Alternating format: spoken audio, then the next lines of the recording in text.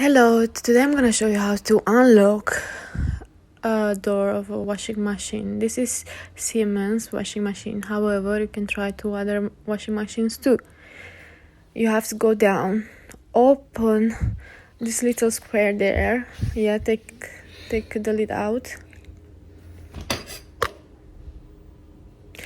and try to pull the black lever down.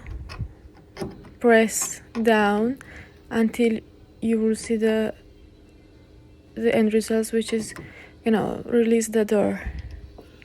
So this is a failed attempt. You see, we have to try again now. Yeah, here you have to pull slowly, and go down.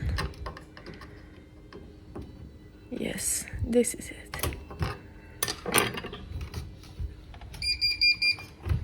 You see?